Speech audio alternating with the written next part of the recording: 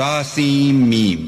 یہ کتاب روشن کی آیتیں ہیں۔ اے محمد صلی اللہ علیہ وآلہ وسلم، ہم تمہیں موسیٰ اور فرعون کے کچھ حالات مومن لوگوں کے سنانے کے لیے صحیح صحیح سناتے ہیں کہ فرعون نے ملک میں سر اٹھا رکھا تھا اور وہاں کے باشندوں کو گروہ گروہ بنا رکھا تھا۔ ان میں سے ایک گروہ کو یہاں تک کمزور کر دیا تھا کہ ان کے بیٹوں کو ذبح کر ڈالتا اور ان کی لڑکیوں کو زندہ رہنے دیتا۔ بے شک وہ مفسدوں میں تھا، اور ہم چاہتے تھے کہ جو لوگ ملک میں کمزور کر دیے گئے ہیں ان پر احسان کریں اور ان کو پیشوا بنائیں اور انہیں ملک کا وارث کریں، اور ملک میں ان کو قدرت دیں، اور فرعون اور حامان اور ان کے لشکر کو وہ چیزیں دکھا دیں جس سے وہ ڈرتے تھے۔ اور ہم نے موسیٰ کی ماں کی طرف وحی بھیجی کہ اس کو دودھ پلاؤ، جب تم کو اس کے بارے میں کچھ خوف پیدا ہو تو اسے دریا میں ڈال دینا، اور نہ تو خوف کرنا اور نہ رنج کرنا، ہم اس کو تمہارے پاس واپس پہنچا دیں گے اور پھر اسے پیغمبر بنا دیں گے۔ تو فرعون کے لوگوں نے اس کو اٹھا لیا، اس لیے کہ نتیجہ یہ ہونا تھا کہ وہ ان کا دشمن اور ان کے لیے موجب غم ہو۔ بے شک فرعون اور حامان اور ان کے لشکر چوک گئے، اور فرعون کی بیوی نے کہا کہ یہ میری اور تمہاری دونوں کی آنکھوں کی ٹھنڈک ہے، اس کو قتل نہ کرنا، شاید یہ ہمیں فائدہ پہنچائے یا ہم اسے بیٹا بنا لیں۔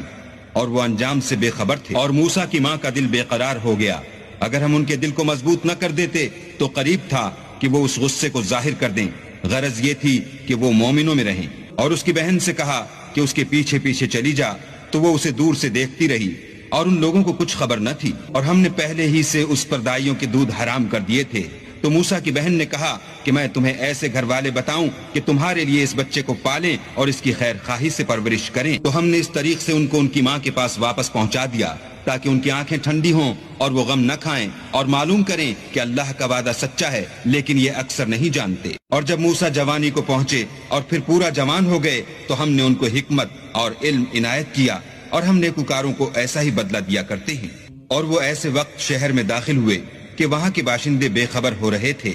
تو دیکھا کہ وہاں دو شخص لڑ رہے تھے، ایک تو موسیٰ کی قوم کا ہے اور دوسرا ان کے دشمنوں میں سے۔ تو جو شخص ان کی قوم میں سے تھا اس نے دوسرے شخص کے مقابلے میں جو موسیٰ کے دشمنوں میں سے تھا مدد طلب کی، تو انہوں نے اس کو مکہ مارا اور اس کا کام تمام کر دیا۔ کہنے لگے کہ یہ کام تو اغوائے شیطان سے ہوا، بے شک وہ انسان کا دشمن اور صریح بہکانے والا ہے۔ بولے کہ اے پروردگار، میں نے اپنے آپ پر ظلم کیا، تو مجھے بخش دے۔ تو اللہ نے ان کو بخش دیا، بے شک وہ بخشنے والا مہربان ہے۔ کہنے لگے کہ اے پروردگار، تو نے جو مجھ پر مہربانی فرمائی ہے، میں آئندہ کبھی گناہگار کا مددگار نہ بنوں۔ الغرض صبح کے وقت شہر میں ڈرتے ڈرتے داخل ہوئے کہ دیکھیں کیا ہوتا ہے، تو ناگہاں وہی شخص جس نے کل ان سے مدد مانگی تھی پھر ان کو پکار رہا ہے۔ موسیٰ نے اس سے کہا کہ تو صریح گمراہی میں ہے۔ جب موسیٰ نے ارادہ کیا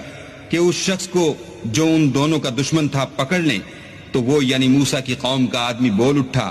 کہ جس طرح تم نے کل ایک شخص کو مار ڈالا تھا اسی طرح چاہتے ہو کہ مجھے بھی مار ڈالو۔ تم تو یہی چاہتے ہو کہ ملک میں ظلم و ستم کرتے پھرو، اور یہ نہیں چاہتے کہ نیکوکاروں میں ہو۔ اور ایک شخص شہر کی پرلی طرف سے دوڑتا ہوا آیا اور بولا کہ موسیٰ شہر کے رئیس تمہارے بارے میں صلاحیں کرتے ہیں کہ تم کو مار ڈالیں، سو تم یہاں سے نکل جاؤ، میں تمہارا خیر خواہ ہوں۔ موسیٰ وہاں سے ڈرتے ڈرتے نکل کھڑے ہوئے کہ دیکھیں کیا ہوتا ہے، اور دعا کرنے لگے کہ اے پروردگار، مجھے ظالم لوگوں سے نجات دے۔ اور جب مدین کی طرف رخ کیا تو کہنے لگے امید ہے کہ میرا پروردگار مجھے سیدھا رستہ بتائے۔ اور جب مدین کے پانی کے مقام پر پہنچے تو دیکھا کہ وہاں لوگ جمع ہو رہے اور اپنے چار پایوں کو پانی پلا رہے ہیں، اور ان کے ایک طرف دو عورتیں اپنی بکریوں کو روکے کھڑی ہیں۔ موسیٰ نے ان سے کہا تمہارا کیا کام ہے؟ وہ بولی کہ جب تک چرواہے اپنے چار پایوں کو لے نہ جائیں ہم پانی نہیں پلا سکتے، اور ہمارے والد بڑی عمر کے بوڑھے ہیں۔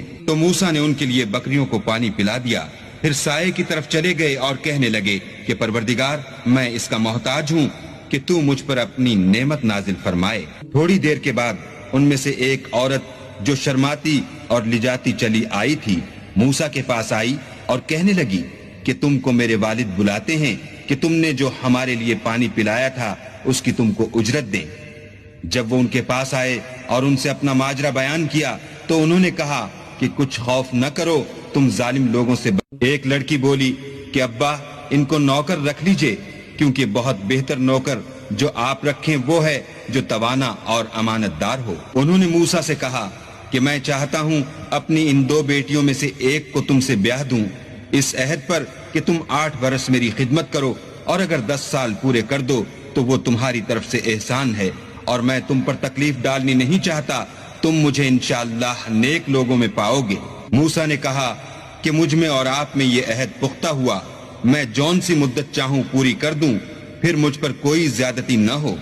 اور ہم جو معاہدہ کرتے ہیں اللہ اس کا گواہ ہے۔ جب موسیٰ نے مدت پوری کر دی اور اپنے گھر کے لوگوں کو لے کر چلے تو طور کی طرف سے آگ دکھائی دی، تو اپنے گھر والوں سے کہنے لگے کہ تم یہاں ٹھہرو، مجھے آگ نظر آئی ہے، شاید میں وہاں سے رستے کا کچھ پتہ لاؤں یا آگ کا انگارہ لے آؤں تاکہ تم تاپو۔ جب اس کے پاس پہنچے تو میدان کے دائیں کنارے سے ایک مبارک جگہ میں ایک درخت میں سے آواز آئی کہ موسیٰ، میں تو خدائے رب العالمین ہوں، اور یہ کہ اپنی لاٹھی ڈال دو۔ جب دیکھا کہ وہ حرکت کر رہی ہے گویا سانپ ہے تو پیٹھ پھیر کر چل دیے اور پیچھے مڑ کر بھی نہ دیکھا۔ ہم نے کہا کہ موسیٰ آگے آؤ اور ڈرو مت، تم امن پانے والوں میں ہو، اپنا ہاتھ گریبان میں ڈالو تو بغیر کسی عیب کے سفید نکل آئے گا، اور خوف دور ہونے کی وجہ سے اپنے بازو کو اپنی طرف سکیڑ دو۔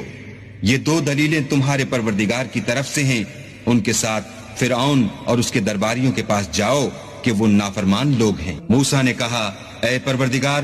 ان میں کا ایک شخص میرے ہاتھ سے قتل ہو چکا ہے، سو مجھے خوف ہے کہ وہ کہیں مجھ کو مار نہ ڈالیں، اور ہارون جو میرا بھائی ہے اس کی زبان مجھ سے زیادہ فصیح ہے، تو اس کو میرے ساتھ مددگار بنا کر بھیج کہ میری تصدیق کرے، مجھے خوف ہے کہ وہ لوگ میری تکذیب کریں گے۔ اللہ نے فرمایا، ہم تمہارے بھائی سے تمہارے بازو کو مضبوط کریں گے اور تم دونوں کو غلبہ دیں گے، تو ہماری نشانی کے سبب وہ تم تک پہنچ نہ سکیں گے،